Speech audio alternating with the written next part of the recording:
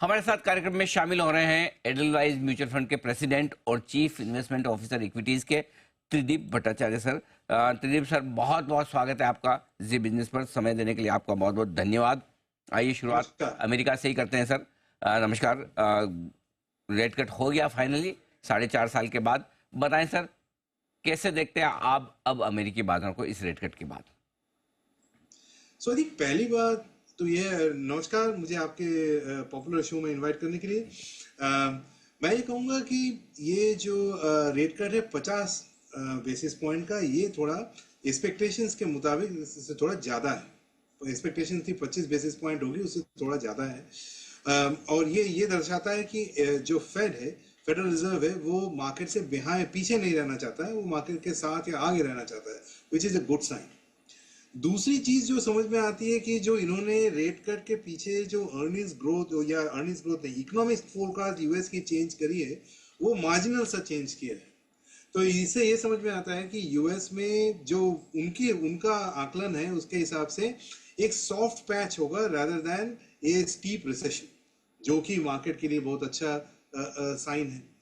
तीसरी बात यह है कि जब यूएस में रेट कट होता है, तब बाकी इमर्जिंग मार्केट्स और बाकी मार्केट्स के लिए जहां भी इन्फ्लेशन का दर थोड़ा कम की तरफ हो, क्या बोलते हैं, इंटरेस्ट रेट कट होने के चांसेस बढ़ जाते हैं। तो इमर्जिंग मार्केट्स, पर्टिकुलरली इंडिया, अगले 6 से 12 महीने में एक रेट कट होने के आसार काफी बेहतर हैं। और जो फाइनल चीज मैं कहूँगा वो ये कि जनरली जब रेट कट होता है तो कैपिटल इनफ्लो और कैपिटल फ्लो के लिए वो पॉजिटिव होता है इमर्जिंग मार्केट्स में। सो एक थोड़ा सा रुझान इमर्जिंग मार्केट के तरफ रहेगा toward higher risk assets, which is emerging markets, in terms of capital flow. So अगर रेट कट को ध्यान में रख के अगर हम सोचें, तो ये 3-4 चीजें जो हैं वो फलित होंगी मेरे हिसाब से अगले 3 से 6 महीने। और सर, इस फेड की मीटिंग के पहले अमेरिका और हमारे दोनों ही बाजार बेहद मजबूत थे, लाइफ हाई के आसपास। आज फिर से बना भी लिया। तो क्या समझा जाए, क्या यही तेजी बरकरार रहेगी भारतीय बाजारों पर इस फैसले के बाद? किस तरह से चाल देखते हैं आप?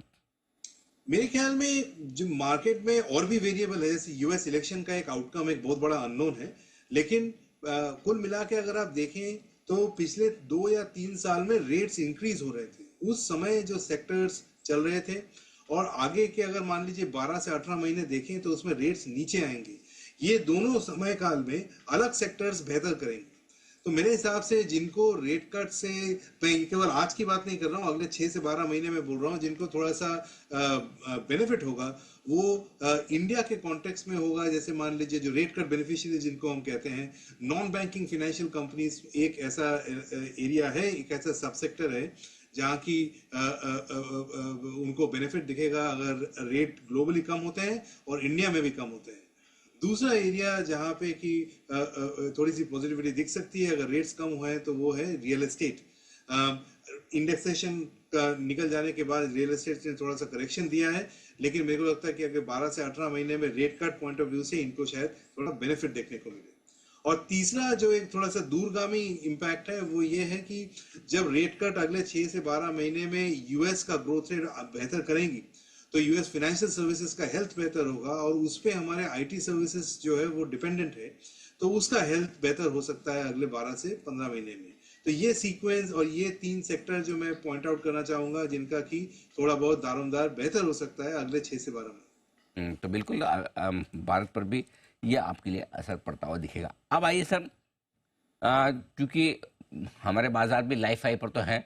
अब दोनों तरह के व्यू काफ़ी स्ट्रॉन्ग है। एक तरफ लोग मानते हैं कि बड़ा मामला थोड़ा यूफोरिया टाइप वाला बन रहा है, जरूरत से ज़्यादा तेजी होगी, मंदी हो सकती है। दूसरी तरफ लोग कॉन्फिडेंट है कि नहीं। हम आप कैसे देख रहे हैं हमारे बाजारों को? रीजनेबल है, जरूरत से ज़्यादा तेजी है, या अभी भी गुंजाइश है? तो इसमें ये one size fit all answer नहीं हो सकता। तो मेरे हिसाब से इस मार्केट को 2 भाग में डिवाइड कर देना चाहिए। एक है लार्ज कैप और दूसरा है मिड एंड स्मॉल कैप। तो अगर आप लार्ज कैप को देखें, तो मेरे ख्याल में वहाँ कोई ज़्यादा कुछ यूफोरिया नहीं है। वहाँ पे जो वैल्यूएशंस हैं वो अपने जो 10 ईयर एवरेज, पिछले 10 साल का जो एवरेज है, वो उसके हिसाब से चल रहा है। और जो नेट प्रॉफिट ग्रोथ है पिछले 5 साल में, उतने ही शेयर प्राइसेस बढ़े हैं। सो लार्ज कैप में कोई यूफोरिया नहीं है, वैल्यूएशंस आर रीजनेबल। मिड और स्मॉल कैप में वैल्यूएशंस अपने 10 साल के एवरेज से 20 से 45% ज्यादा है।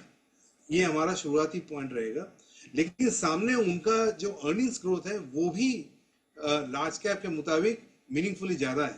सो इसलिए मिड और स्मॉल कैप में जब हम स्टॉक पिकिंग करेंगे इस माहौल में, तो वहां पर थोड़ा सा सिलेक्टिव होने की दरकार है।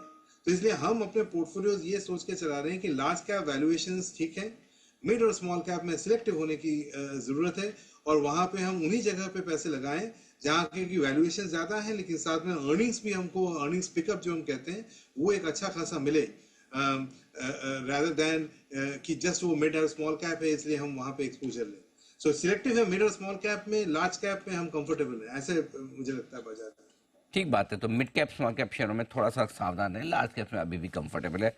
बहुत बहुत धन्यवाद त्रिदीप सर, आपने समय दिया और विस्तार से अमेरिकी बाजारों में कटौती का असर हम पर और साथ ही भारतीय बाजारों के आगे के डायरेक्शन पर हमारे दर्शकों को आप नमस्कार। पूछाए। Thank you.